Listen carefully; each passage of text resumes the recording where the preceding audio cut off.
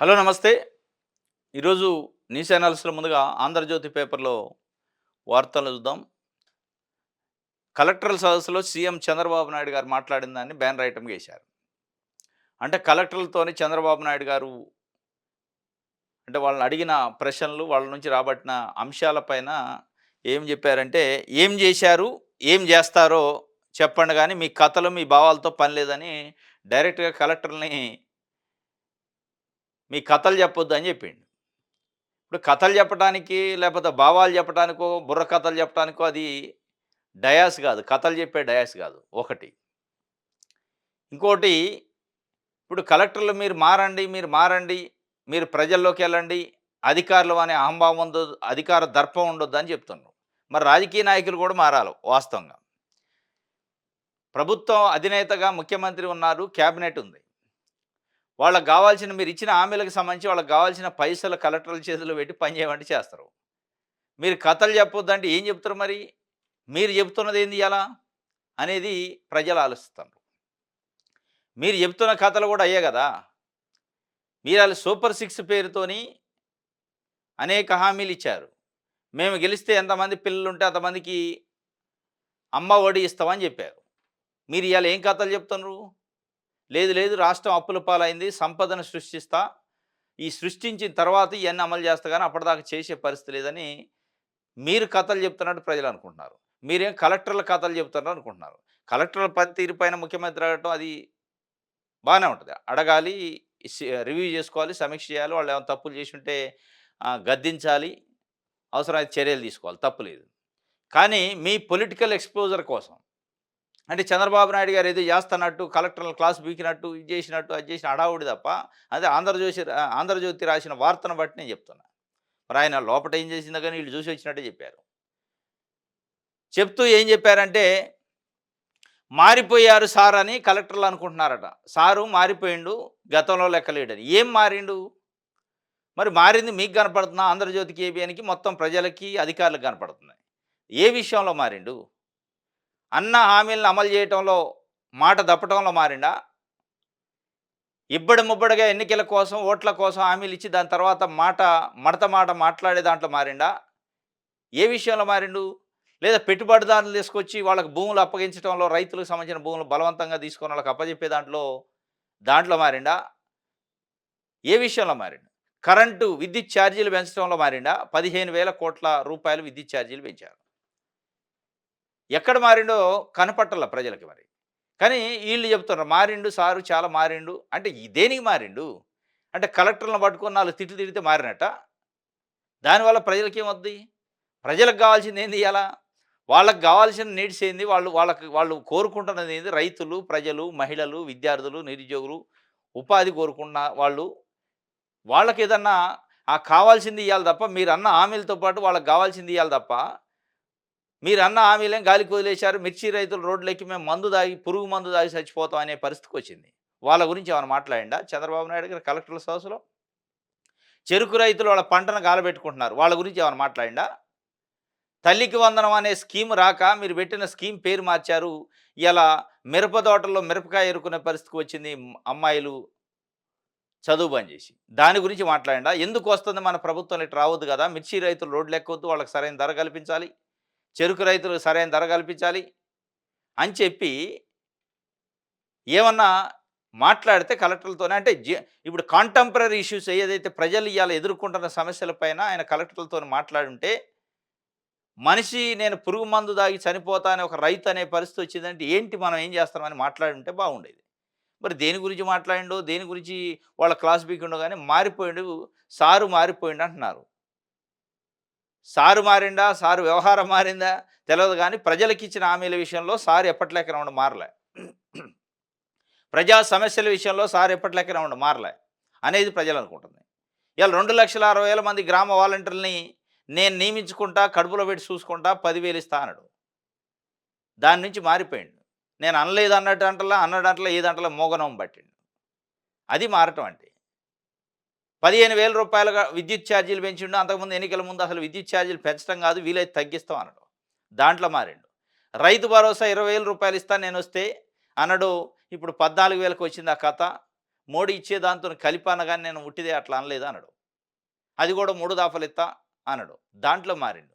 మారటం అంటే మాట చెప్పి మాట మార్చే దాంట్లో మారిండు తప్ప మాట చెప్పి మడం తిప్పటం, మాట చెప్పి మడత మాట మాట్లాడటం, మాట చెప్పి యూ టర్న్ తీసుకోవడం దీంట్లో ఏ మార్పు లేదు. పాత మార్పే ఉంది. పాత కథే ఉంది తప్ప ఎక్కడ మార్పు కనపడలే. ఇక మారింది గీరిందల్లా ఏమన్నా ఉంటే పవన్ కళ్యాణ్‌ని బీజేపీని జోకే కార్యక్రమంలో ఉన్నాడు. గతంలో ఏందంటే ఇండిపెండెంట్‌గా ఉండేది కొంత చంద్రబాబు నాయుడు గారు. అబ్దుల్ కలాం లాంటోళ్ళని, రంగరాజన్ లాంటోళ్ళని గవర్నర్‌లు, రాష్ట్రపతులు చేసింది నేను అన్నాడు. ఇయాల ఈయనకు సంబంధించిన ఈళ్ళ పార్టీ ఎమ్మెల్సీలు కూడా ఈళ్ళ పార్టీకి సంబంధించిన రాజ్యసభ మెంబర్‌లు కూడా పెట్టుకునే పరిస్థితి లేకుండా ఢిల్లీకి పోయింది సీను. ఆ మార్పు తప్ప ఇంకెక్కడ మార్పయితే కనపడట్లేదని ప్రజలు కోరుకుంటున్నారు. చంద్రబాబు తీరుపై కలెక్టర్లు, అధికారులు షాక్ అట. వారి పనితీరుపై సూటిగా, ఘాటుగా సీఎం వ్యాఖ్యలు. తనను ఇంప్రెస్ చేయాలని చూస్తున్నారని ఆగ్రహం. పనికిమాలిన ప్రజెంటేషన్‌లు వద్దని హెచ్చరిక. వారి పెర్ఫార్మెన్స్ ఫలితాలు ముఖ్యమని స్పష్టీకరణ. గతంలో లేని విధంగా వాడి వేడిగా కలెక్టర్లు సదస్సు. 40 ఏళ్ల పాటు ఉపన్యాసాలు విన్నాను. నేను కూడా ప్రసంగాలు చేస్తాను. కోనసీమను సినిమాల్లో చాలా సార్లు చూశాను. కానీ సినిమా కోనసీమ జిల్లా ఈ రోజున చాలా వెనకబడి ఉంది. భవిష్యత్తులో అల్లూరు జిల్లా కంటే వెనక్కి వెళ్ళేలా ఉంది. అధికారులకు రోషం రావాలి. అది మీకు రావడం లేదు. మీ దగ్గర 12% వృద్ధి ఉంటే అల్లూరు జిల్లాలో అది 21%. కలెక్టర్ల ఆలోచన కార్యాచరణ వినూత్నంగా ఉండాలని చెప్పి చెప్తుండు.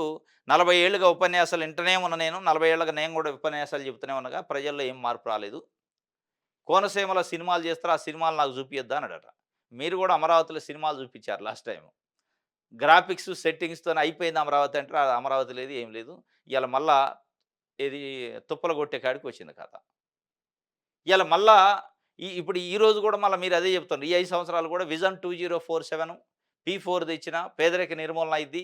ఇక ఏముండదు అని చెప్పి 2028, 29కో మళ్ళా లేదు లేదు బీజేపీ సహకరించలేదు నాకు. లేదంటే P4తోని పేదరిక నిర్మూలన అయ్యేది. రాజధాని అయ్యేది. పోలవరం అయ్యేది. విజన్ 2047 ప్రకారం అంతా అమలయ్యేది గానీ వాళ్ళు నాకు హ్యాండ్ ఇచ్చారు అంటాడు. ఏది వాళ్ళతోని పొత్తు సక్రమంగా లేకపోతే. సక్రమంగా ఉంటే లేదు మంచిగానే ఉంది. ఇగో చూడండి విజను మంచిగా లేదా? మీకు కనపడట్లేదా రాష్ట్రం అభివృద్ధి అయింది? పేదరిక నిర్మూలన పేదరికం లేదు గదా! అంటాడు. అంటే ఆయన ఉద్దేశంలో తెలుగుదేశం పార్టీలో పేదరికం లేదు. లేదా తెలుగుదేశం పార్టీ కుటుంబాలలో కొన్ని సామాజిక వర్గాల్లో పేదరికం లేదన్నాడు. ప్రజల్లో గాదు. ఇది మొత్తానికైతే మారిండట సారు. మరి ఆ సారు మారటం వల్ల ఎవరికి లాభం అనేదిగో లూలుకు లైన్ క్లియర్ అయిందట. విశాఖలో ఇంటర్నేషనల్ మాల్ తాజాగా ఏపీఐఐసీకి ప్రతిపాదనలో 13 ఎకరాల 43 సెంట్లు వెనక్కి ఇవ్వాలని వీఎంఆర్‌డీఏకి ప్రభుత్వం ఆదేశం. గత టీడీపీ పాలనలోనే ఒప్పందం. తర్వాత వైసీపీ హయాంలో రద్దు. లూలు కంపెనీకి 13 ఎకరాలు ఇచ్చే కథ స్టార్ట్ అయిందట. ఇగో దీంట్లో మారలే చంద్రబాబు నాయుడు గారు. ప్రైవేటు పెట్టుబడిదారులను పట్టుకొచ్చి ప్రభుత్వానికి సంబంధించిన భూమిలో, రైతులకు సంబంధించిన భూమిలో వాళ్ళ కట్టబెట్టే కార్యక్రమంలో ఎక్కడ మార్పు రాలే. ఏదన్నా రైతులకి ఇచ్చే దాంట్లో వచ్చింది మార్పు. జగన్మోహన్ రెడ్డి రైతులకి ఇచ్చిన రైతు భరోసా విషయంలో ఒక సంవత్సరం ఎగ్గొట్టిండు. జగన్మోహన్ రెడ్డి అమ్మఒడి ఇస్తే దాన్ని ఎగ్గొట్టిండు. ఇప్పుడు ఇస్తా అంటాడు. అది ఎంతమందికి ఇస్తాడు, ఎట్లా అనేది అది ఇచ్చినప్పుడు తెలుస్తది. అదే మత్స్య నేస్తమనో, కాపు నేస్తమనో, ఈబీసీ నేస్తమనో రకరకాలుగా జగన్మోహన్ రెడ్డి పెట్టి వాళ్ళ అకౌంట్లలో పైసలేసిండు. ఈయన కూడా నేను అయన్నీ ఇస్తా అన్నాడు. అయన్నీ ఇయటానికి అసలు ఎక్కడా కూడా నిబంధనలో ఇంకోటో ఫ్రేమ్ చేసే అవసరం లేదు. వాళ్ళ డేటా అంత ఉంది. జస్ట్ ఆ బటన్ నొక్కి డబ్బులెయ్యాల. దానికి కూడా సంవత్సరం పట్టుతుంది. ఫస్ట్ సంవత్సరం ఎగ్గొట్టే కార్యక్రమం చేసిండు. అంటే ఏం మారినట్టు? అంటే ప్రజలకిచ్చిన హామీలను మడత మాట విషయంలో ఎక్కడ మార్పు రాలేదు గానీ, ప్రజల నుంచి భూములు గుంజుకొని పెట్టుబడిదారులకు ఇచ్చే దాంట్లో ఎక్కడ మార్పు రాలే. పాత పద్ధతే ఉంది. కరెంటు బిల్లులు పెంచే దాంట్లో మార్పు రాలే. ల్యాండ్ వాల్యూస్ పెంచే దాంట్లో, రిజిస్ట్రేషన్ ఛార్జీలు పెంచే దాంట్లో మార్పు రాలే. వచ్చిన మార్పల్ల ఏందంటే, ఇది కలెక్టర్‌లని తిట్టుకుంటూ హైప్ కాటానికి, ప్రజల్లో ఏదో హైప్ చేయటానికి, లేదంటే డైరెక్ట్‌గా ఏదో చేస్తున్నట్టుగా ఒక సినిమా వ్యవహారం లెక్క ఉంది తప్ప, ఎక్కడ మార్పు రాలేదనేది కనపడుతుంది. ఇప్పుడు లూలు కంపెనీని మళ్ళా తీసుకొచ్చిండట. అయిపాయే పెట్టుబడిదారులకు మంచిగా వచ్చి పెట్టుబడులు పెట్టండి. మీకు అన్ని సదుపాయాలు కల్పిస్తాను అంటుండు. అన్ని సదుపాయాలంటే ప్రజలకున్న భూములు గుంజి నీకిస్తా. లేదంటే ప్రభుత్వం దగ్గర ఏమైనా భూములు ఉంటే మీకిస్తాం. వచ్చి పెట్టుబడులు పెట్టి మాకు మా నిరుద్యోగులకు ఉపాధి కల్పించండి అంటుండు. మరి అదేదో ఇక్కడున్న నిరుద్యోగులకి, ఇక్కడున్న యువతకి, ఇక్కడున్న ఎంటర్‌ప్రెన్యూర్‌కి ఇస్తే వాళ్ళే ఉద్యోగాలు కల్పిస్తారు కదా! ఎక్కడి నుంచో వచ్చి పెట్టుబడిదారు పెట్టుబడి పెట్టి వాడు లాభం లేకుండా చేయడు కదా! మీరు అన్ని వసతులు వాళ్ళకి కల్పించే బదులంటే అది మాట్లాడరు. ఇది మొత్తానికైతే మారిపోయిండట సారు. ఇన్ని రోజులు మారలే. ఇన్ని రోజులు సరిగ్గా చేయలే. ఇప్పుడు చేస్తున్నానన్నట్టు ఆంధ్రజ్యోతి రాసింది. ఇన్ని రోజులు కలెక్టర్లతోని మీటింగ్ పెట్టినా, ఎస్పీలతోని మీటింగ్ పెట్టినా, క్యాబినెట్ మీటింగ్ పెట్టినా సోది చెప్పేది. ఇప్పుడు సోది లేకుండా, సుత్తి లేకుండా సూటిగా చంద్రబాబు ప్రసంగం చేసిండు. గత 15 సంవత్సరాలు చేసింది సుత్తి పాలన, సుత్తి ప్రసంగాలు అన్నట్టు చెప్పింది.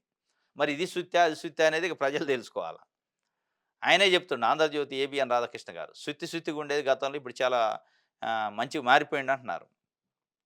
స్పీకర్ మాట్లాడనీయడం లేదు. అవకాశం ఇవ్వాలని కోరితే వాయిదా వేసి పారిపోయారని రాహుల్ గాంధీ అడుగుతుండు. విపక్ష నేత హుందాగా మెలగాలి, సభా నియమాలు పాటించాలని సభాపతి చెబుతుండు. లోక్సభను అప్రజాస్వామికంగా నడుపుతున్నారని ప్రతిపక్ష నేత రాహుల్ గాంధీ ఆరోపించారు. స్పీకర్ ఓం బిర్లా సభలో తమను మాట్లాడనివ్వడం లేదని 7 రోజులుగా ఇదే జరుగుతుందని తెలిపారు. బుధవారం సభాపతి సభను వాయిదా వేసే ముందు సభ్యులు సభలో హుందాతనం పాటించాలని చెప్పారు. సభలో కొందరు ప్రవర్తన ఉన్నత ప్రమాణాలకు అనుగుణంగా లేదంటూ పలు దృష్టాంతాలు తన దృష్టికి వచ్చాయని అన్నారు. తండ్రి, కుమార్తె, తల్లి, కుమార్తె, భర్త, భార్య సభ్యులుగా ఉండడం ఈ సభ చూసిందని, ఈ నేపథ్యంలో సభలో సభ్యులు 349 నిబంధనలకు అనుగుణంగా నడుచుకోవాలని, ముఖ్యంగా ప్రతిపక్ష నేత నియమాల ప్రకారం ప్రవర్తించాలని తాను ఆశిస్తున్నట్టు తెలిపారు. సభాపతి ఇలాంటి వ్యాఖ్యలు చేయడానికి తక్షణ కారణం ఏంటో తెలియరాలేదు. అనంతరం పార్లమెంటు ప్రాంగణంలో రాహుల్ గాంధీ మీడియాతో మాట్లాడుతూ సభలో నన్ను మాట్లాడనివ్వాలని విజ్ఞప్తి చేశాను, కానీ ఆయన పారిపోయారు. జనరల్గా విపక్ష సభ్యులు పారిపోయారంటారు, అది పార్లమెంటు కానీ అసెంబ్లీ కానీ. కానీ రాహుల్ గాంధీ డైరెక్ట్ స్పీకరే పారిపోయింది, నేను మాట్లాడతా అంటే భయపడి. నాకు అవకాశం ఇవ్వట్లేదు, వారం 10 రోజులుగా మైక్ ఇవ్వట్లేదు అంటాడు భారతదేశానికి విపక్ష నాయకుడు రాహుల్ గాంధీ. ఆయన అనేక అంశాలు ప్రస్తావిస్తున్నారు. కులగణన చేయాలి దేశవ్యాప్తంగా, అసలు ఏ కులం లెక్క ఎంతో తేలవాలి, ఆ లెక్క ప్రకారం ఈ జాతి సంపదను మొత్తం పంచాలి, అది జరగలేదు. ఇది చాలా వివక్షపూరితం. ప్రజాస్వామ్య దేశంలో ప్రజలు ఎంతమంది ఉంటే అంతమంది వాళ్ళ వాటా ప్రకారం బడ్జెట్ కానీ, పాలన కానీ, పదవులు కానీ ఇవ్వాలని ఆయన అంటాడు. బీజేపీ దాన్ని ఎగనెస్ట్ చేస్తుంది. నేను దానిపైన మాట్లాడతా, లేదా అనేక అంశాలు ప్రజా సమస్యలు మాట్లాడతాను, నాకు మైకీ లేదంటాడు. స్పీకర్ ఏమంటాడు, ఉందాగా వ్యవహరించాలో ఒక ప్రతిపక్ష నాయకుడుగా అని చెప్తుండు. కానీ సరే, ఇటు బీజేపీ అయినా ఇటు కాంగ్రెస్ పార్టీ అయినా రాజకీయాలు చేసే దాంట్లో ఉన్నాయి. ఇప్పుడు తెలంగాణలో కులగణన చేశారు. కులగణన చేసిన తర్వాత ఏం చేయాలా? ఆ కులగణన ప్రకారం పదవులు పంపిణీ చేయాలి, ఆ కులగణన ప్రకారం బడ్జెట్ కేటాయించాలి, ఆ కులగణన ప్రకారమే అంత సంపదని పంపిణీ చేయాలి. చేస్తానరా? కులగణన లెక్కగా చేసి ఆడ వదిలేశారు, పక్కకు పెట్టారు. అదొక భాగం. అంటే మీరు అన్న మాటకి చేసేదానికి తేడా ఉంది. మీ పార్టీ అధికారంలో ఉన్న దగ్గర. ఇంకోటి, మీరు పదే పదే ప్రజాస్వామ్యానికి ఎన్నుపోటు పడుతున్న బీజేపీ, ప్రజాస్వామ్యయుతంగా ప్రజలు ఎన్నుకున్న మెంబర్స్ని వాళ్ళ పార్టీ మార్పిచ్చి పార్టీ ఫిరాయింపులు చేస్తున్నారు. ఇది ప్రజాస్వామ్యానికి ప్రమాదం, ఇది దురదృష్టకరం, దీన్ని మేము వ్యతిరేకిస్తున్నాం అంటున్నారు. ఎస్, మంచిదే, వ్యతిరేకించాలి, వ్యతిరేకించాలి కూడా. కానీ మీరు తెలంగాణలో చేస్తుంది ఏంది? 10 మంది ఎమ్మెల్యేలని ముఖ్యమంత్రి స్వయంగా పోయి కండవలు కప్పి జాయిన్ చేసుకోండి బీఆర్ఎస్ వాళ్ళని. మరి అదే ఎట్లా ప్రజాస్వామ్యం? అంటే మీరు డ్యూయల్ రూల్ ఏది 2 రకాలుగా 2 నాలుకల ధోరణి. అంటే మీరు అధికారంలో ఉంటే ఒక రకంగా, లేకపోతే ఒక రకంగా. మరి ఇక్కడ తెలంగాణలో మీరు ఖండించి ఉండాలిగా, మీరు అధిష్టానం కదా, ముఖ్యమంత్రిని కంట్రోల్ చేయాలి కదా. మీరు అదేం పద్ధతి, జాయిన్ చేసుకోవద్దు, మన ప్రభుత్వం ఉన్నా పోయినా పర్లేదు, మనం ఉన్న మాట కట్టుబడి ఉండాలి, మనం ఇక్కడేం జాతీయ స్థాయిలో పార్టీ ఫిరాయింపుల పైన పోరాటం చేస్తాను, నువ్వు ఇళ్ళకి పోయి కండవలు ఎందుకు కప్పుతున్నావు అని రేవంత్ రెడ్డిని ఎందుకు నియంత్రించట్లే, నివారణ చేయట్లే? ఏందా ఆ మతలబేంది? మరి ఇట్లాంటివి మీరు మాట్లాడాక పార్లమెంట్లో నాకు అవకాశం ఇవ్వట్లేదన్న ప్రజలు ఎట్లా అమ్ముతారు? తెలంగాణలో కానీ 2 తెలుగు రాష్ట్రాల్లో మీ వ్యవహార శైలిని అనుమానం పడుతుండ్రు. మీరు జోడో యాత్ర పేరుతోని, లేదంటే కులగన్న పేరుతోని అనేక రకాలుగా ఒక ట్రెండ్ సెట్ చేయడానికి పోతున్నారు. ఆ ట్రెండ్‌ని తెలంగాణలో మీరు అమలు చేసి చూపిస్తే బాగుండేది. ఇవాళ 6 మంత్రి పదవులు భర్తీ చేయాలనుకుంటున్నారు. మీరన్న ప్రకారం 75 సంవత్సరాలుగా స్వతంత్ర భారతదేశంలో కులగణన లేకపోవడం నష్టపోయినారు పేద ప్రజలు. కులాల వారీగా పదవులు పంచాలి, బడ్జెట్ పంచాలి, సంపదలో షేర్ ఇయ్యాలి అన్నారు. మరి ఆ షేర్ ఏదో 6గురిలో ఇస్తే అయిపోయేది కదా. మొత్తం క్యాబినెట్ తెలంగాణలో 18 మంది ఉంటే 56% బీసీలు ఉంటే బీసీలకు ఇవ్వాలి కదా మీరు చెప్పిన ప్రకారం. అంటే చెప్పేది ఒకటి, చేసేది ఒకటి ఉంటే ఇది ఎట్లా నమ్ముతారు? మొత్తానికైతే రాహుల్ గాంధీ ప్రతిపక్ష నాయకుడిగా ఆయనకు మాట్లాడే అవకాశం ఇవ్వకపోవడం దురదృష్టకరం. మాట్లాడనియాల. ప్రజల గురించే మాట్లాడతారు కదా, వేరే మాట్లాడరు కదా. ఒకవేళ రాజకీయాలు మాట్లాడితే మీరు రాజకీయాలు మాట్లాడండి. కానీ మాట్లాడనీయకుండా గొంతు నొక్కటం అనేది ప్రభుత్వానికి కూడా కరెక్ట్ కాదు. ఇంకోటి సాక్షి పేపర్ చూద్దాం. ప్రభుత్వం ఫెయిల్ అయిందట. వైఎస్ఆర్ జిల్లాలో 10th లెక్కల పేపర్ లీక్ అయింది. ప్రభుత్వం ఎస్ఎస్సి ఎగ్జామ్స్లో ఫెయిల్ అయింది. చంద్రబాబు నాయుడు గారు నిన్ననే మెగా డిఎస్సి వస్తుంది ఏప్రిల్ మొదటి వారంలో, మేము గతంలో 1,50,000 పోస్టులు ఎట్ ఏ టైం నింపిన చరిత్ర నాకుంది అన్నాడు. మరి అంత చరిత్ర ఉన్న ఆయన పేపర్ లీక్ అవుతుంటే ఏం చేస్తున్నట్టు? ఏం ప్రభుత్వం నడుతున్నట్టు? ఎక్కడున్నట్టు? ప్రభుత్వ వ్యవహారం. పేపర్ లీక్ అయి ప్రభుత్వం ఫెయిల్ అయింది. అంటే ఇలా ఎస్ఎస్‌సి ఎగ్జామ్ పేపర్‌ని లీక్ చేసే పరిస్థితి, ఎస్ఎస్‌సి ఎగ్జామ్ గూడా నిర్వహించలేని పరిస్థితి ఉంటే, మరి రేపు గ్రూప్ 2, గ్రూప్ 1 లేకపోతే డీఎస్‌సి ఎగ్జాము అది కాంపిటీటివ్ ఎగ్జామ్. అది అది ఉద్యోగానికి సంబంధించిన ఎగ్జామ్. నిరుద్యోగులకు ఉద్యోగం కల్పించే ఎగ్జామ్ అది. మరి దాంట్లో మీరు ఎట్లా చేస్తారు? మీ పెర్ఫార్మన్స్ ఏందో ఇక్కడ తెలుస్తుంది. మొత్తానికైతే నిన్న వైఎస్ఆర్ జిల్లాలో పేపర్ లీక్ అయింది. వైఎస్ఆర్ జిల్లాలో 10థ్ లెక్కల పేపర్ లీక్ అయింది. ప్రశ్నాపత్రం లీక్ ఘటనపై 9 మంది అరెస్ట్ అయ్యారు. నిషిద్ధ ప్రాంతంలో యథేచ్ఛగా స్మార్ట్ ఫోన్ల వాడకం. గతంలోనూ బాబు సీఎంగా ఉన్నప్పుడు లీకుల పర్వం. 10థ్, ఇంటర్ నుంచి గ్రూప్ 2 దాకా అదే తీరు. పిల్లలు, నిరుద్యోగుల భవిష్యత్తుతో సర్కారు ఆటలాడుతుంది. విద్యాశాఖ మంత్రి నియోజకవర్గంలో ఇష్టారాజ్యం. శ్రీకాకుళం జిల్లా కుప్పల్లో మాస్ కాపీయింగ్. పరీక్ష పేపర్ల ముద్రల్లో నిండా నిర్లక్ష్యం. 100% ఉత్తీర్ణత సాధించాలంటూ ఉపాధ్యాయులపై తీవ్ర ఒత్తిళ్లు.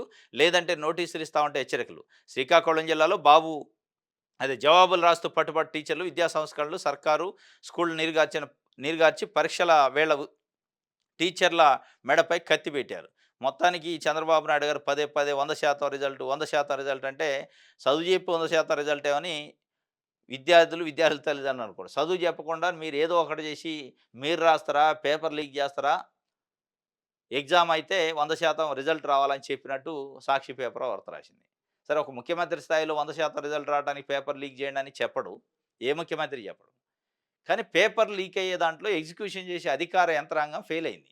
అధికార యంత్రాంగం ఫెయిల్ అవుతుంటే సంబంధిత ఎడ్యుకేషన్ సెక్రటరీ గానీ, ఎడ్యుకేషన్ కమిషనర్ గానీ, ఎడ్యుకేషన్ మంత్రి గానీ కనీసం ఎస్ఎస్‌సి ఎగ్జామ్ జరుగుతుందంటే దానిపైన రోజు కనీసం ఒక 10 నిమిషాలని రివ్యూ చేయాలి. ఈ పేపర్ ఏంది? కథ ఏంది? ఏం జరుగుతుందని. మరి ఎక్కడా లేదు. 1995లో 10థ్ పేపర్ లీక్ అయిందట చంద్రబాబు నాయుడు గారు ఉన్నప్పుడు. 97లో ఇంటర్ ప్రశ్నాపత్రం లీకు. 2017లో నారాయణ స్కూల్‌లో 10థ్ పేపర్ లీక్ అయిందట.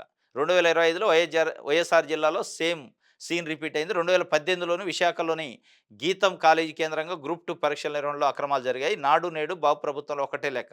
వైఫల్యం సర్కారుది, బాధ్యత అధికారులది. అది. ఇక సర్కారు వైఫల్యమైన సర్కారు మేము చేసినామట. అధికారులని ధూమ్ ధామ్ అంటారు, బెదిరిస్తారు. మీ వైఫల్యం అంటారు. సరే, అధికారులు ఎగ్జిక్యూషన్ చేయాలి కాబట్టి అధికారుల బాధ్యత కూడా తప్పనిసరిగా ఉంటుంది. కానీ అధికారులని సూపర్వైజ్ చేసే పొలిటికల్ అడ్మినిస్ట్రేటర్లు, మంత్రులు, ముఖ్యమంత్రులు. వాళ్ళు వాళ్ళు వేరే బిజీలో ఉన్నారు. ఎందుకు వేరే 10థ్ ఎగ్జామ్ జరుగుతుంది, దాని గురించి రివ్యూ చేసేటోళ్ళు లేడు. గుంటూరులో మిర్చికి ధర లేదు, మేము పురుగుల మందు డబ్బాలు పట్టుకొని చనిపోయే పరిస్థితికి వచ్చింది తాగి అని రోడ్లు ఎక్కితే దాని గురించి రివ్యూ లేదు. చెరుకు పంటని చెరుకు రైతులు కాలబెట్టుకుంటుంటే వాళ్ళ పంటను వాళ్ళే కాలబెట్టుకుంటే ధరలు లేక దాని గురించి సమీక్ష లేదు. ఇక లేనప్పుడు ఇక ఎట్లా ఎడతాయి. ఇదే ఫెయిల్యూర్స్ ఉంటాయి. మొత్తానికి 10థ్ పేపర్ అయితే లీక్ అయింది. మరి ఇది ఎక్కడ దాకా పోద్ది, రిజల్ట్ మీద ఎంత ఎఫెక్ట్ పడుద్ది, మళ్ళీ ఇంకేమైనా పేపర్ లీక్ చేసే అవకాశం ఉందా అనేది ఇక భవిష్యత్తులో తెలవాలి. ఇక దీని మీద ఇట్లాంటి 10థ్ పేపర్ అంటే కొన్ని లక్షల మంది జీవితాలకు సంబంధించిన వ్యవహారం. దీని మీద పోలీస్ యంత్రాంగం పట్టించుకోదు. కానీ ఎక్కడ ఉన్న కదంబరి జిత్వానిని పట్టకొచ్చి ఆమెతోని మళ్ళా ఫ్రెష్ కంప్లెయింట్ తీసుకొని ముగ్గురు ఐపీఎస్ ఆఫీసర్లను సస్పెండ్ చేసి దాని మీద స్పీడ్ ఉంటది. లేదా ఇంకా వల్లభనేని వంశీయో, లేకపోతే పోసాని కృష్ణమురళియో, లేకపోతే ఇంకొక ఎక్స్‌వైజెడ్ విడుదల రజనియో, లేకపోతే ఇంకా రేపో మాపో కాకాని గోవర్ధన్ రెడ్డి అంటున్నారు. ఇట్లా వైఎస్ఆర్‌సీపీ సంబంధించిన నాయకులు, ప్రతిపక్ష నాయకులు, ప్రజల పక్షాన మాట్లాడే నాయకులు గతంలో ఏదన్నా చేసి ఉంటేనో, చేయకపోతేనో రకరకాలుగా దాని మీద ఉన్నంత చురుకు, దాని మీద అంత స్పీడు ప్రజలకు సంబంధించిన విషయాల పైన లేదు.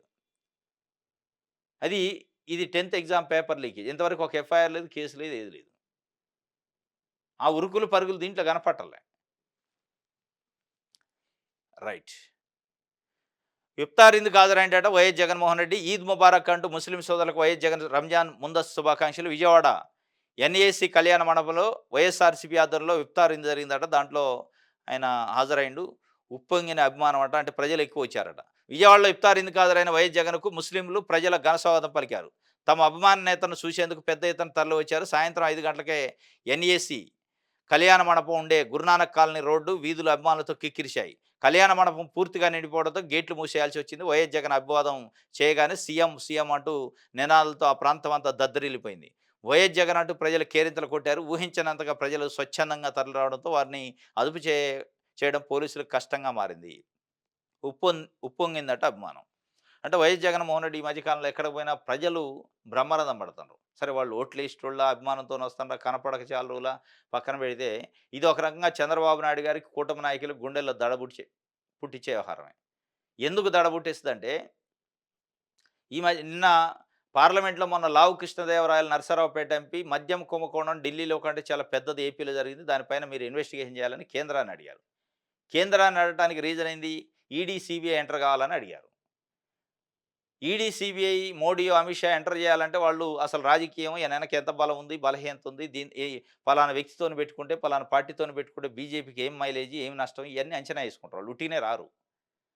అరవింద్ కేజ్రీవాల్ లాంటోడిని జైల్లో పెట్టారు. సిసోడియా లాంటోడిని, మనీష్ సిసోడియాని జైల్లో పెట్టారు అనంటే వాళ్ళకాడ రాజకీయ అవసరం ఉంది పెట్టారు, గెలిచారు బీజేపీ. అట్లా ఏపీలో కూడా జగన్మోహన్ రెడ్డి చుట్టూ ఉన్నోళ్ళనో మద్యం కుంభకోణం పైన ఎంక్వైరీ చేసి లోపటేస్తే అది ఎడ్జ్ ఎవరికొస్తదనేది చూస్తారు వాళ్ళు బీజేపీ. ఉట్టినే చూడరు. ఒకవేళ నిజంగా జరిగిందా జరగలేదా పక్కన పెడితే అట్లా అడుగుతున్నారు. అడిగే సందర్భంలో బీజేపీని, సెంట్రల్ గవర్నమెంట్‌ని వాళ్ళు స్పందించట్లే. ఈయన ఏ స్థాయిలో అయితే స్పీడ్‌గా పోయి జగన్మోహన్ రెడ్డి ఏదో ఒక రకంగా లోపటేయాలి, ఇరికియ్యాలి చుట్టూ ఉన్నోళ్ళని ప్రయత్నం చేసినా గానీ, కేంద్రం ఉలుకు పలుకి ఇన్నట్టు చేస్తున్నా, ఇననట్టు చేస్తున్నా గానీ, ఈ చెవుతోని ఇని, ఆ చెవుతోని వదిలేత్తన్నారు. ఎందుకంటే వాళ్ళ దగ్గర ఒక డాటా ఉంది. జగన్మోహన్ రెడ్డికున్న మాస్ ఫాలోయింగ్ ఏంది, ప్రజల్లో ఎవరికి ఎంత ఉందనేది వాళ్ళకి స్పష్టత ఉంది. మనం అట్లాంటి మాస్ ఫాలోయింగ్ ఉన్న వ్యక్తిని పట్టుకుంటే ఏంటి అనేది ఇయాల ఈ నిదర్శనం. ఇట్లాంటి మీటింగ్‌లకు పోయిన దగ్గర వాళ్ళకి ఇంటెలిజెన్స్ రిపోర్ట్స్ వస్తాయి. అంత మాస్ ఫాలోయింగ్ ఉన్న వ్యక్తిని మనం టచ్ చేసి బీజేపీని మళ్ళా శాశ్వతంగా అక్కడ దూరం చేసుకునే బదులు ఆయన్ని అట్లా ఉంచుకోవాల. ఉంచుకుంటే రేపు 2028, 29కో చంద్రబాబు నాయుడు ఏ యూ టర్న్ తీసుకుంటారో తెలవదు గదా! అనేటోడు ఇంకోడు ఉండాలి. ఈయన్ని నమ్మి పూర్తిగా వాళ్ళు ప్రయాణం చేయట్లే చంద్రబాబు నాయుడు గారిని. ఏందంటే ఈళ్ళ ఎంపీలు అవసరం గాబట్టి ఆయన్ని జొద్దలు కొడుతున్నారు తప్ప ఈయన్ని పూర్తిగా బిలీవ్ చేయట్లే. ఈయన్ని బిలీవ్ చేయట్లే. ఈయన్నొక అట్లా పెట్టుకున్నారు. At the same time Jaganmohan రెడ్డితో కూడా చాలా బ్యాలెన్స్ మెయింటైన్ చేస్తుంది బీజేపీ. ఎక్కడ గూడా ఆయన ఈళ్ళనే పద్ధతిలో కేసులు పెట్టడం, లోపటేయడానికి ప్రయత్నం చేయడం, ఇంకోటి చేయట్లే. ఎందుకంటే ఇది చేస్తే ఎవరికి మైలేజ్ వద్ది? తెలుగుదేశం పార్టీకి వద్దు. బీజేపీకి రాదు. తెలుగుదేశం పార్టీకొస్తే బీజేపీకి ఏమొద్ది? ఎందుకంటే ఇంత మాస్ ఫాలోయింగ్ ఉన్న వ్యక్తిని లోపటేయడం జరిగితే ఒకవేళ అయితే గీతే వైఎస్ఆర్‌సీపీ అతలాకుతలం అయితే మళ్ళీ ఈడీఓ, సీబీఐ ద్వారా ఈ అరెస్టులు జరిగితే బీజేపీ మీద ఎఫెక్ట్ పడుద్ది. బీజేపీ మీద ఎఫెక్ట్ పడితే ఆల్టర్‌నేట్ పార్టీ ఏందంటే జనసేన లేదంటే టీడీపీ. కాబట్టి ఆ పద్ధతిలో వాళ్ళు ఆ మైలేజ్ చూసుకుంటున్నారు. ఈ ఉప్పొంగే అభిమానం అనేది అక్కడ అడ్డం వస్తుంది. అది ఇప్పుడు చంద్రబాబు నాయుడు గారికి గుండెల్లో దడబుట్టే కథ. ఇదేందిరా నాయన జనాలు ఈ ఈ రేంజ్‌లో వస్తే ఉప్పెనలాగా మనం అనే మాట ఢిల్లీ పెద్దలు ఎట్లా నమ్ముతారు? ఆయనకి ఏం లేదు గ్రౌండ్‌లో మీరు లోపటేయొచ్చు అంటే నమ్మరు గదా! కనపడుతుంది కళ్ళ ముందు. ఇది ఆయన గుంటూరు మిర్చి మార్కెట్ యార్డ్‌కి పోయిన ఇదే పరిస్థితిలో వచ్చారు. దివ్యాంగురాలు పెన్షను సదరం క్యాంప్ కోసం పోయి చనిపోయిందట. దానికి సంబంధించి సర్కారు ఏడిపిస్తుంది. దివ్యాంగురాలిని బలైంది. ప్రభుత్వం పెట్టిన అగ్ని పరీక్షలో ఆమె ఆహుతయింది. దివ్యాంగురాలనే ధైర్యం అనే తైలం పోసి వెలిగిస్తున్న ప్రాణం దీపం ఆరిపోయింది. ప్రకాశం జిల్లా కంబం అర్బన్ కాలనీకి చెందిన సయ్యద్ ఖాదర్బీ 60 సంవత్సరాలు దివ్యాంగురాలు. గిద్దలూరు ప్రభుత్వ వైద్యశాలలో నిర్వహించిన సదరం క్యాంపుకు మండుటెండలో ఆమె రాక తప్పలేదు. ధృవీకరణ పత్రం చూపించి ఆటోలో ఇంటికి బయలుదేరుతుండగా ఆమె గుండెపోటుతో మృతి చెందిందట. అంటే చంద్రబాబు నాయుడు గారి సర్కారు వచ్చిన తర్వాత ఈ దివ్యాంగులకు సంబంధించిన పెన్షన్ల విషయంలో అంటే అనార్హులకు ఉన్నాయి పెన్షన్లు వాటిని తొలగిస్తాం. మీరు పోయి మళ్ళా సదరం సర్టిఫికేట్ తీసుకోవాలని ఒక పరీక్ష పెట్టారు వాళ్ళకి. అగ్ని పరీక్ష. ఎండాకాలం. ఇప్పుడేదో కొంపలు మునిగినట్టు, భూమి బద్దలైనట్టు, వాళ్ళకిచ్చే 4000, 3000 పెన్షన్‌తోనే మొత్తం వ్యవహారం నడిచినట్టు. ఇప్పుడు మీరు పోయి అది ఇస్తే తప్ప, ఆ కాగితం ఇస్తే తప్ప సదరం సర్టిఫికేట్ మేము పెన్షన్ ఇయ్యమని ఆపేశారు. వాళ్ళు పెన్షన్ మీద ఆధారపడేటోళ్ళు కాబట్టి జెన్యూన్‌గా దివ్యాంగురాలు కాబట్టి ఆమె ప్రభుత్వం నుంచి మళ్ళీ కాగితం తెచ్చుకోవడానికి పోయింది వైద్య కళాశాలకి. ఈ ఎండకి వడదెబ్బ కొట్టినట్టుంది పాపం గుండెపోటు వచ్చి అక్కడే చనిపోయిందట. ఇది పరిస్థితి. ఎగ్జామినేషన్ ఇచ్చి మే తర్వాత జూన్‌లోనో, జులైలోనో కతే వర్షాలు చల్లబడ్డాక పెట్టుకుంటే అయిపాయే. ఇప్పుడేదో కొంపలు మునిగినట్టు ఇదే చంద్రబాబు నాయుడు గారు 1995 నుంచి 2014, 19లో ముఖ్యమంత్రి ఉన్నంత వరకు కొన్ని వేల ఎకరాలు ప్రభుత్వం భూముల్ని, ప్రైవేటు భూముల్ని పెట్టుబడిదారులకి, పారిశ్రామికవేత్తలకి సెజ్జుల పేరుతోని కట్టబెట్టారు. ఆ సెజ్జులున్నాయా? పెట్టుబడిదారులున్నారా? కంపెనీలున్నాయా? అంటే ఉండవు. అది వాడు ఎవడు ఎక్కడుండో తెలవదు. అమ్ముకొని పోయిన పరిస్థితి. వాటిని రికవరీ చేసే దమ్ము పెన్షనర్లు చేసినట్టు లేదు వాళ్ళకి. పెన్షనర్లకైతే మీకు రికవరీ చేస్తాం, మీ పెన్షన్ తొలగిస్తాం అంటాడు.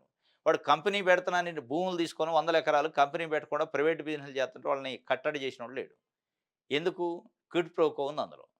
అక్కడ చేయలేదు గానీ ఇక్కడ చేస్తాండు. ప్రజల ప్రాణాల మీద తెచ్చిండనేది ఒక వార్త సాక్షి పేపర్ రాసింది.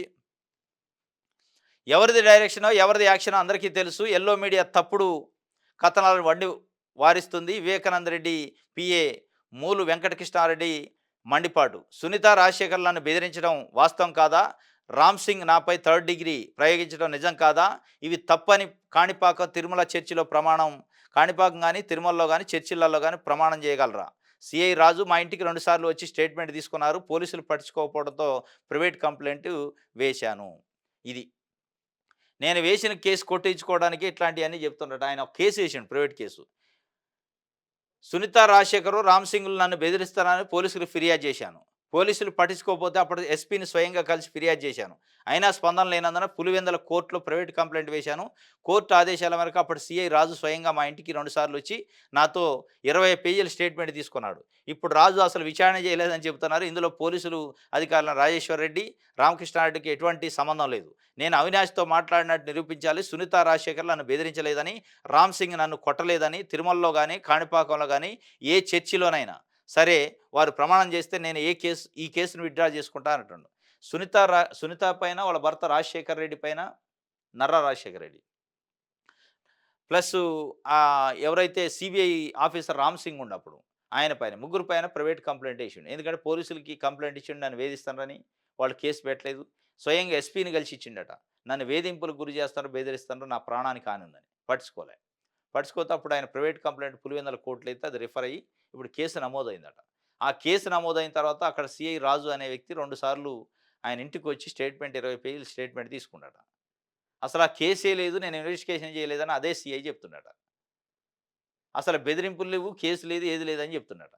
మరి అసలు స్వయంగా ఒక కోర్టు ఆదేశాలు, మేజిస్ట్రేట్ ఆదేశాల మేరకు రిఫర్ చేసిన దానిపైన ఎఫ్ఐఆర్ అయితే, దానిపైన ఇన్వెస్టిగేషన్ చేస్తే, ఇన్వెస్టిగేషన్ అబద్ధం, కేసు లేదని చెప్పే పరిస్థితి పోలీసు యంత్రాంగం వచ్చిందంటే మరి ఎటుపోతున్నారు పోలీసులు?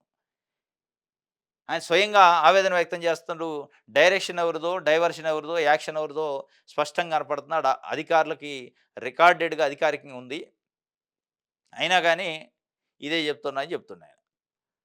ఇది సాక్షికి సంబంధించి. ఈనాడు చూద్దాం. రైతులకు ఉచితంగా సూక్ష్మ పోషకాలు ఇయ్యాలట. కలెక్టర్‌లు మీటింగ్ పెట్టి చంద్రబాబు నాయుడు గారు రైతులకు ఉచితంగా సూక్ష్మ పోషకాలు ఇయ్యాలంటాండు. ఈ రైతులకు ఉచితంగా సూక్ష్మ పోషకాలు కాదు. గుంటూరులో మిర్చికి రూ. 8,000 కూడా ధర లేదని రోడ్డెక్కి పురుగు మందు డబ్బా తీసుకొని చనిపోతాం అంటున్నారు. అదేదో ముందు మాట్లాడాలిగా, అర్జెంట్ కదా! చెరుకు రైతులు వాళ్ళ పంటను గాలబెట్టుకుంటున్నారు. దాని గురించి కదా మాట్లాడాల్సింది. నేను చనిపోతా పురుగుల మందు తాగి అని ఎవరు చెప్తారు? ఎంత బాధలో ఉంటే, ఎంత ఆవేదనలో ఉంటే చెప్తారు? ఆ ఆవేదన గుర్తు రాక ఏందో పనికిరాని సూక్ష్మ పోషకాలు అంటుండు. అది ఎవడు అడిగిండు సూక్ష్మ పోషకాలు? అది ఇస్తే అది కంటిన్యూషన్ ప్రాసెస్ ఇస్తారా? దానికోసం కలెక్టర్లకు మీటింగ్ పెట్టి చెప్పాలనా? కలెక్టర్లతోని గాని, క్యాబినెట్ మంత్రులతోని ఏం చెప్పాలా? అత్యంత అవసరమైన విషయాలు ఏంది ఇయ్యాలా? దాన్ని చెప్పాలి గానీ, రైతులు ఇయాల రోడ్ల మీదకెక్కి మాకు ధర లేదు మహాప్రభు, మేము పెట్టిన పెట్టుబడులు రావట్లేదని వాళ్ళు గగ్గోలు పెట్టి మందు డబ్బాలు తాగి చనిపోతాం అంటుంటే, దాని గురించి మాట్లాడకుండా సూక్ష్మ పోషకాల గురించి మాట్లాడిండాయన. అది అంటే ఏందో, దాని అవసరం ఏందో రైతులకి ఇప్పుడు తెలవదు. అవసరం లేనిది అడగని దాని గురించి మాట్లాడుతున్నాడు గానీ, అడిగిన దాని గురించి రోడ్డెక్కి గగ్గోలు పెట్టిన దాని గురించి మాట్లాడట్లే. రైట్. ఇది ఈనాడుకి సంబంధించి. టూరిజం గేమ్ చేంజర్ అట. రాష్ట్ర అభివృద్ధిలో పర్యాటక రంగానిదే ప్రధాన పాత్ర అని చంద్రబాబు నాయుడు గారు చెప్తుండు. రాష్ట్రం అభివృద్ధి చెందాలంటే ప్రధాన పాత్ర టూరిజమేనట. ఇంకోటి కొడాలి నానికి హార్ట్ అటాక్ వచ్చిందట. హైదరాబాద్ ఏఐజీలో చికిత్స పొందుతున్న ఆందోళనలో అభిమానులు, వైసీపీ కార్యకర్తలు. నిన్న మొత్తం ట్రోల్ అయింది. కొడాలి నానికి హార్ట్ స్ట్రోక్ వచ్చిందని, తర్వాత మళ్ళీ లేదు లేదు అది తప్పు అని మళ్ళీ వాళ్ళు ఏదో ప్రకటన చేశారు. కానీ చివరికి హార్ట్ స్ట్రోక్ వచ్చిందట. ఏఐజీ హాస్పిటల్‌లో ఉన్నట్టు దిశ పేపర్‌లో వార్త రాసింది. మొత్తానికి చాలా సివియర్‌గా కూడా ఉందట. హెల్త్ బులెటిన్ ఇంకా రిలీజ్ చేయలేదు అని చెప్పి కూడా ఒక వార్త నిన్నటి నుంచి చక్కర్లు కొడుతుంది. దానికి సంబంధించి ఒక వార్తనిచ్చారు. ఆహ్, ఈయన గుడివాడ మాజీ ఎమ్మెల్యే, మాజీ మంత్రి. ఆ! వైసీపీ సీనియర్ నేత, మాజీ మంత్రి కొడాలి నాని బుధవారం ఉదయం హార్ట్ అటాక్‌తో తీవ్ర అస్వస్థతకు గురయ్యారు. గమనించిన కుటుంబ సభ్యులు హుటాహుటిన ఆయన్ను చికిత్స కోసం హైదరాబాద్‌లోని ఏజీ ఆసుపత్రికి తరలించారు. ప్రస్తుతం వైద్యుల పర్యవేక్షణలో చికిత్స కొనసాగుతుంది. కొడాలి నాని గుండెపోటుకు గురయ్యారనే వార్త తెలియగానే వైసీపీ నేతలు ఆయన్ని పరామర్శించేందుకు, కుటుంబ సభ్యులకు ధైర్యం చెప్పేందుకు ఏజీ ఆసుపత్రికి వస్తున్నారు. గుడివాడ నియోజకవర్గంలోని నాని అభిమానులు, అనుచరులు ఆందోళన వ్యక్తం చేస్తున్నారు. కొడాలి నాని హెల్త్ కండిషన్‌పై ఏఐజీ వైద్యులు ఎలాంటి బులెటిన్ విడుదల చేయనప్పటికీ పరిస్థితి విషమంగానే ఉన్నట్లుగా తెలుస్తుంది. ప్రస్తుతం ఐసీయూలో వైద్యులు కొడాలి నానికి చికిత్స అందిస్తుండట. చాలా సీరియస్‌గా అయితే ఉందట. ఇది ఒక వార్త అయితే, ఏయిజం లేదు టూరిజమే ఉంది. తన ఆలోచనలు అర్థం చేసుకోవడానికి 30 ఏళ్ళు పట్టింది. నాటి వ్యాఖ్యలను గుర్తు చేసుకున్న సీఎం చంద్రబాబు నాయుడు గారు కలెక్టర్ మీటింగ్‌లో చెప్తున్నారు. ఇప్పుడు అసలు ఏ ఇజం లేదట. అంటే హ్యూమనిజం లేదు, కమ్యూనిజం లేదు, ఏయిజం లేదు. ఓన్లీ టూరిజం ఉంది. టూరిజము పీ4ఇజం ఉంది. ఇంకేంది 2047 విజన్ ఉంది. ఈ విజన్ తప్ప రైతులు లేరు, ఉపాధి లేదు, మహిళలు లేరు, నిరుద్యోగులు లేరు. ఈ ఇజాలు లేవు. కేవలం టూరిజం అట. టూరిజం ఎవడు చేస్తాడు? కడుపు నిండి ఏం చేయాలో తెలవక టూరిస్టులుగా తిరిగి వస్తా ఉంటారు. అప్పుడు కడుపు నిండిన తర్వాత ఏదో ఒక టైమ్ పాస్ కావాలి, టూరిస్టు ప్లేసులు కావాలి, టూరిజం కావాలి. అసలు కడుపు గాలి మందు డబ్బాలు పట్టుకొని మేము చనిపోతామని ఒకవైపు రైతులు ఏడుస్తుంటే, ఇక టూరిజం తప్ప ఏ ఇజం లేదు. మరి అగ్రికల్చర్ ఎడిపోయింది? రైతులు ఎడిపోయారు? పేదరికం ఎడిపోయింది? ఇది కాదట. ఏ ఇజం లేదు. ఇక టూరిజమే. నేను ఎప్పుడో 30 ఏళ్ల క్రితం చెప్తే నన్ను కమ్యూనిస్టులు తిట్టిపోశారు. ఇయాల అర్థం చేసుకున్నారు. అర్థం చేసుకోవాలి కమ్యూనిస్టులేమి. అర్థం చేసుకోవడానికి అందులో ఏమి లేదు. మీరు 30 ఏళ్ల క్రితం చెప్పినా, ఇయాల చెప్పినా అదే మళ్ళా పెట్టుబడిదారులను పట్టరావటం, టూరిస్టులని ఆకర్షించేదానికి మళ్ళా అదే పెట్టుబడిదారులతోని ఔట్‌సోర్సింగ్ ఏజెన్సీ లెక్క పనిచేయటం, వాళ్ళకి భూములు ఇయటం. ఈ షో పుట్టప్పులు, సినిమా సెట్టింగులు తప్ప ప్రజలు నిజంగా లక్షాధికారులు, కోటీశ్వరులైన రైతులు లేరు. అట్టడుగు ఉన్న వర్గాలు పైకొచ్చింది లేదు. సమాజాన్ని ఒక డివిజన్ చేశారు. మీరు 30 ఏళ్ల నుంచి వ్యవహరిస్తున్న తీరు వల్ల. ప్రైవేటీకరణతోని విద్యను ప్రైవేట్ పరం చేశారు. వైద్యాన్ని ప్రైవేట్ పరం చేశారు. ఇయాల ఒక సామాన్యుడు వాళ్ళ పిల్లల్ని చదివించుకోవాలంటే స్కూల్లో చదివించుకోలేని పరిస్థితి మీరు చేసిన ఘనకార్యం ప్రైవేటీకరణ. ఒక సామాన్యుడు ఏదైనా జబ్బు చేస్తే చూయించుకోవాలంటే పెద్ద పెద్ద మల్టీ స్పెషాలిటీ హాస్పిటల్ ప్రైవేట్ పరం చేసిన తర్వాత దాంట్లో అడుగు పెట్టడానికి కూడా సాహసం చేయలేని పరిస్థితి. ఎట్ ద సేమ్ టైమ్ ఎప్పుడైతే మీరు ప్రైవేటీకరణ ఎంకరేజ్ చేశారో పబ్లిక్ సెక్టార్‌లో ఉన్న హెల్త్, ఎడ్యుకేషన్ నిర్లక్ష్యం చేసి అసలు ఈ పనికిరాని కింద ప్రజలతోనే చెప్పించే పరిస్థితికొచ్చారు. ఇదా మీరు చేసిన టూరిజం? ఇదా మీరు 30 ఏళ్ల క్రితం అంటే నన్ను అర్థం చేసుకోలేదనేది? ఎక్కడైంది సమాజం వెర్టికల్‌గా డివిజన్ అయిపోయింది ఇయాల. పేదోడేం గవర్నమెంట్ హాస్పిటల్‌లో చూసుకోవాలి, గవర్నమెంట్ స్కూల్‌లో చదువుకోవాలి, వాళ్ళ పిల్లల్ని చదివియాలి. అది మంచిదా కాదా పక్కన పెడితే, దాన్ని మంచిది కాదు అని ఒక పిచ్చి కుక్క అనే ముద్రేసి దాన్ని పక్కన పడేశారు. మంచి హాస్పిటల్ లేదంటే కార్పొరేట్ హాస్పిటల్‌లు, పెద్ద పెద్ద హాస్పిటల్‌లుంటాయి. వాటికి పోయి చూయించుకోవాలని ఒక ఇంటర్ప్రిటేషన్ మీరే చేసి యాడ్‌లేపిచ్చి మీరే ఈడ మంచి చెడుని డివిజన్ చేశారు. అంటే పేదోళ్ళు చూసుకునేది చెడు, డబ్బులున్నోడు చూసుకునేది మంచి. ఎందుకు ఆ డబ్బులున్నోడు పెట్టిన కంపెనీలయి. ఈ రాజకీయ నాయకులే ఎనకుండి ఇట్లాంటి ప్రైవేట్ హాస్పిటల్ కంపెనీలు, ప్రైవేటు స్కూల్లు, ప్రైవేట్ కాలేజీలు, వాళ్ళే మళ్ళా క్యాబినెట్ మంత్రులు, వాళ్ళే ఎమ్మెల్యేలు ఉంటారు. ఆ హాస్పిటల్‌కి సంబంధించిన మేనేజ్‌మెంటే దీంట్లో క్యాబినెట్‌లో ఉంటారు. ప్లస్సు మంత్రులుగా ఉంటారు. విద్యావేత్తలు, వాళ్ళ పేరు విద్యావేత్త. విద్యను అమ్ముకునేటోడు విద్యావేత్త. వైద్యవేత్తలు, వైద్యాన్ని అమ్ముకునేటోడు వైద్యవేత్త. వీళ్ళు మళ్ళా క్యాబినెట్‌లో ఉంటారు. నీతులు చెప్తారు. మచ్చలేని మనుషుల లెక్క ఇంటర్ప్రిటేషన్‌లు. ఈ వ్యవస్థను పెంచి పోషించడం వల్ల ఇలా గవర్నమెంట్ స్కూలు, గవర్నమెంట్ హాస్పిటల్ పనికిరాని దాని కింద పిచ్చి కుక్క కింద ముద్రేసి పక్కన పడేశారు. ఇది మీరు 30 ఏళ్ల క్రితం ఆలోచించింది. ఏ ఇజం లేదట, టూరిజమే ఉందట. రైట్. ఆంధ్రప్రభ ప్రజాశక్తి. నేడు పోలవరానికి చంద్రబాబు నాయుడు గారు పోతున్నాడు. అధికారంలోకి వచ్చాక రెండోసారి. ప్రధాన కట్టడాల పనుల పరిశీలన, ప్రాజెక్టు పురోగతిపై అధికారులకు దిశానిర్దేశం, డయాఫ్రమ్ వాలు, అప్పర్ లోయర్ కాపర్ డ్యాములు పరిశీలించిన సీఎం. ప్రాజెక్టు వద్ద సమీక్ష. గతంలో 2014 నుంచి 19 వరకు ఉన్నప్పుడు ప్రతి సోమవారం పోలవరం బాట అని ఒకటి పెట్టిండు. ఈసారి అది లేదు గానీ ఇప్పుడు రెండోసారట సెకండ్ టైమ్ పోలవరానికి పోతుండు. అక్కడ జరుగుతున్న పనులు పరిశీలిస్తారట. అప్పర్ లోయరు కాపర్ డ్యాములు, డయాఫ్రమ్ వాలు వాటి గురించి మాట్లాడతారట. గతంలో చంద్రబాబు నాయుడు గారు డయాఫ్రమ్ వాల్ కడితే 400 కోట్లు ఏదో చిల్లరైంది. ఒక్క వరదకే కొట్టపోయింది. అది జరగకుండా జాగ్రత్త చూసుకుంటున్నట్టుంది. ఇది ఒక కేసు. ఇంకోటి మద్యం కేసులో మిథున్ రెడ్డికి ఊరటాట. ఏప్రిల్ 3 వరకు అరెస్టు వద్దు. సీఐడీకి హైకోర్టు ఆదేశం జారీ చేసిందట. మద్యం కేసులో మిథున్ రెడ్డి పైన ఎఫ్ఐఆర్ అయింది. దానిపైన నాట్ టు అరెస్ట్ ఇచ్చిందట. ఏప్రిల్ 3 వరకు అరెస్ట్ చేయొద్దని. ఇక దాన్ని ఎక్స్‌టెండ్ చేసుకుంటూ పోతారు. ఇంకెక్కడిది? రైట్. ఇది ఆంధ్రప్రభ ప్రజాశక్తి చూద్దాం విషయాలన్నీ. ఇది. మద్యం అవినీతిపై విచారణ, ఈడీ లేదా సీబీఐ దర్యాప్తు కోరే యోచనలో సర్కారు. నేడో రేపో ప్రభుత్వం కీలక నిర్ణయం. ఈ మద్యం కుంభకోణం జరిగింది. పెద్ద ఎత్తున 99,000 కోట్ల రూపాయల మద్యం వ్యాపారం జరిగింది జగన్మోహన్ రెడ్డి కాలంలో. దాంట్లో కేవలం 650 కోట్లు మాత్రమే నగదుతోని అంటే ఈ ఆన్‌లైన్ ట్రాన్సాక్షన్ జరిగింది. మిగతా అంతా ఆఫ్‌లైన్‌లో జరిగింది. దాంట్లో కుంభకోణం జరిగింది. వేల కోట్ల రూపాయల అవినీతి జరిగిందనేది తెలుగుదేశం పార్టీ ప్రభుత్వం చెప్తుంది. దానిపైన గమ్మత్తుగా అసలు ఇక్కడ ఈళ్ళు యాక్షన్ తీసుకోకుండా, ఇక్కడ వీళ్ళు సరైన పద్ధతిలో మరి ఎందుకు చేయలేదు గానీ, సీబీఐ, ఈడీ ఇన్వెస్టిగేషన్‌కి కోరుతున్నారు. లావు కృష్ణదేవరాయలు నరసరావుపేట ఎంపీతోని పార్లమెంట్‌లో చెప్పించిండు చంద్రబాబు నాయుడు గారు. అక్కడ పెద్ద కుంభకోణం జరిగింది. మద్యం కుంభకోణం జగన్మోహన్ రెడ్డి ఆధ్వర్యంలో. ఇక్కడ అరవింద్ కేజ్రీవాల్ ఢిల్లీలో చేసిన దానికంటే చాలా పెద్ద కుంభకోణం అది. మీరు అక్కడికొచ్చి ఇన్వెస్టిగేషన్ చేయండి అంటాడు. ఇదే చంద్రబాబు నాయుడు గారు అమిత్ షా అమరావతి వస్తే జగన్మోహన్ రెడ్డి ప్యాలెస్‌లు కట్టిండు. బెంగుళూరులో 300 గదులతోని ప్యాలెస్ ఉంది.